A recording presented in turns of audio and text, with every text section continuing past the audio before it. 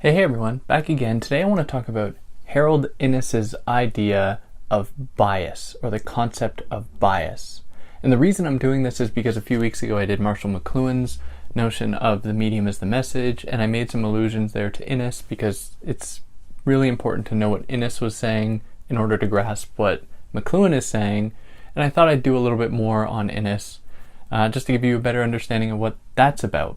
Now, before jumping into it, if you want to follow me anywhere other than here, you can do that on Instagram at theory_and_philosophy. You can do it on Twitter at David Guigno if you want. If you're new here, welcome. I'm David. I try to explain philosophical texts in a way that makes them accessible to help you along your philosophical journey. So if you haven't already, like, share, subscribe. I'd like to see you back here. Comment. I'd like to hear from you. Reach out on any platform you find me on if you have any questions or anything. If you want to help me out monetarily, you can do that via Patreon or PayPal, but obviously no pressure.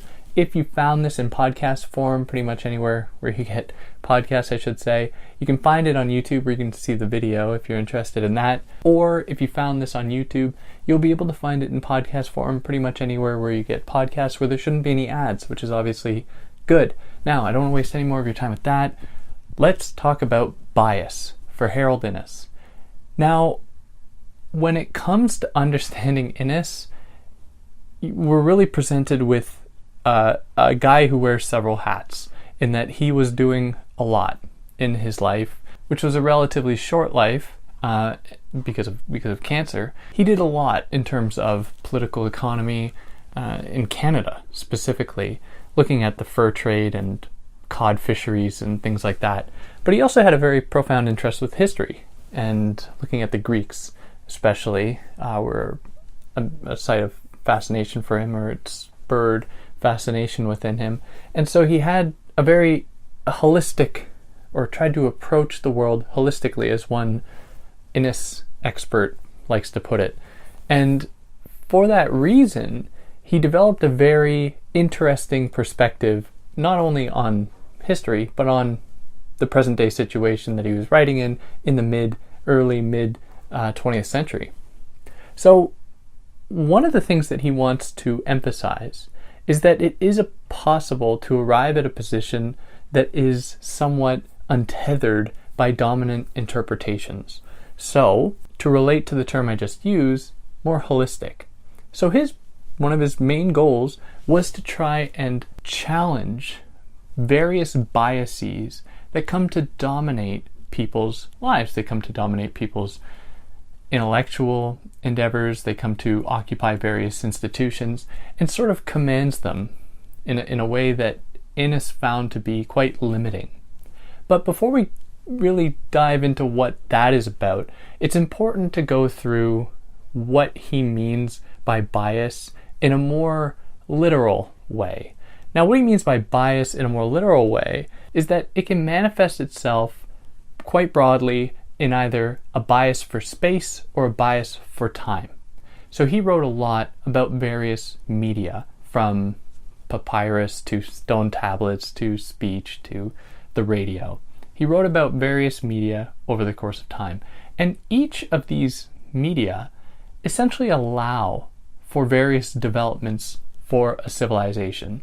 They do not determine that civilization, because many of the things that we would come to see as being social developments actually motivate various technologies rather than technologies determining various social frameworks, but that's kind of tangential to what we're talking about here. But he demonstrated that there are various technologies that allow for more expansion over physical space, while there are other technologies that allow for more expansion across time.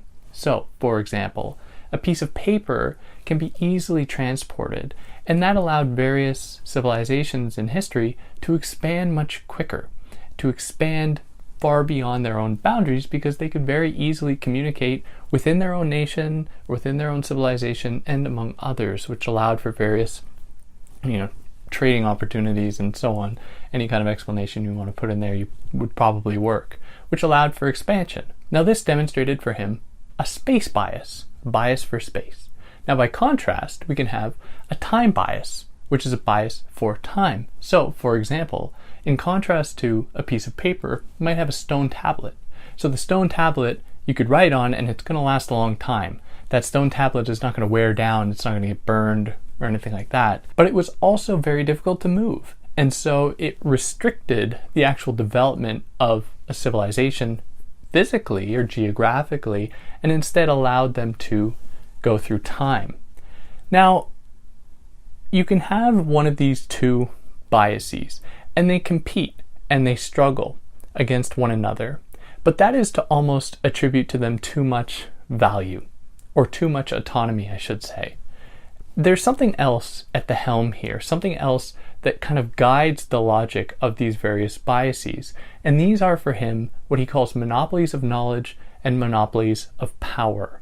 And they argue and they fight amongst themselves essentially to attain a certain degree of force, to be able to exert some kind of force. So it is in the interest of various, let's say a military organization that would be a part of a monopoly of power, it is in their interest to expand for, let's say, imperialistic reasons. So they would then advocate for these space biases, which would then reflect the various technologies that would develop. So things like the internet emerged because of, for example, the military. Now, by contrast, you would have monopolies of knowledge that might also struggle for space bias. They might actually embody that to some extent, but they might also fight for a time bias because, take the university for instance, they want to exist for a very long time.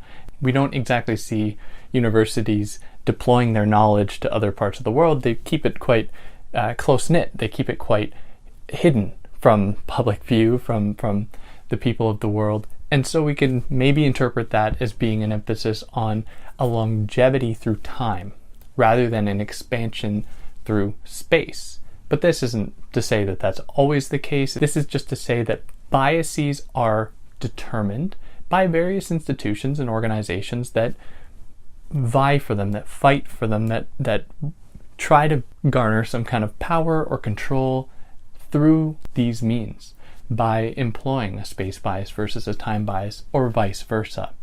Now, these things are always in conflict for Innis. There's always a kind of dialectical encounter between the two where space bias tries to overcome time bias and time bias tries to overcome space bias. And if we ever have one more than the other, that is, if there's a disequilibrium between the two, there's the risk of civilizational collapse. So, for example, if a civilization expands too far, it will be far too big for it to defend itself from invasion or to maintain all of its land. Whereas if a civilization is more interested in longevity through time, then they fail to adapt to various rapid changes in the world and they will crumble either from the inside or because they have failed to adapt, that is, they have stuck with tradition or whatever, then they have failed to anticipate and essentially plan for possible changes that could work against them.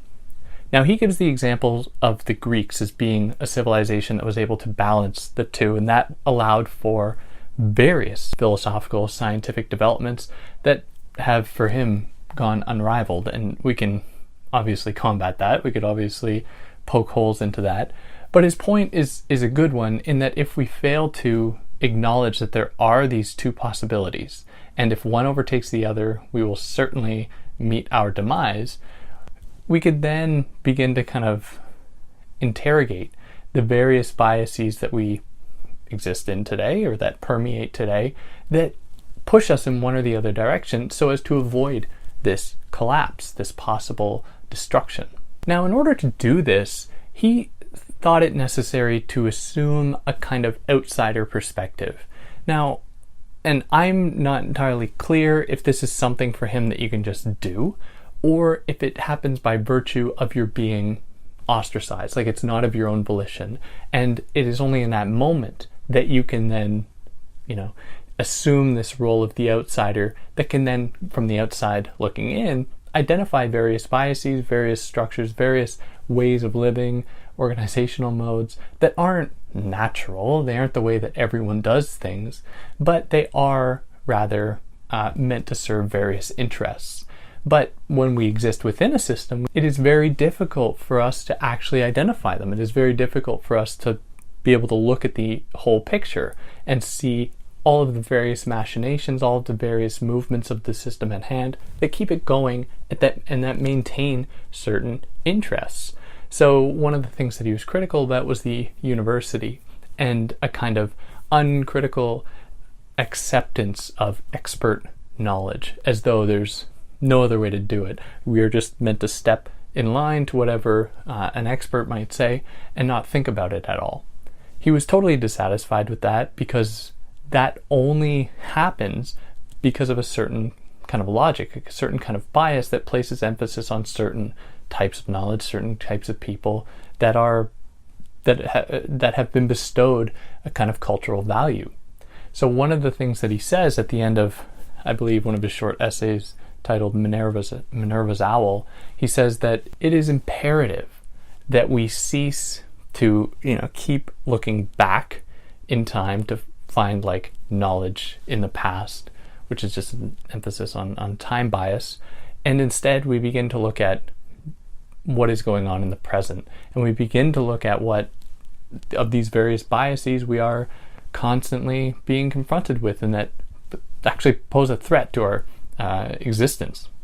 And that is more or less it. There's a lot more to it than that as far as understanding the entirety of Innis's project and his approach to bias. But I think that might serve as a decent introduction to anyone who's interested in Innis's work. And he's kind of, I don't know if he's read all that much, but anyways, yeah, if you like what I did here, like, share, subscribe. If you didn't, there's a dislike button. You can yell at me in the comments or whatever. If you're listening to this in Apple Podcasts, you can leave a review. I see them, I read them, and 5 stars if you like what I did. That would help me out a lot. And yeah, catch you next time.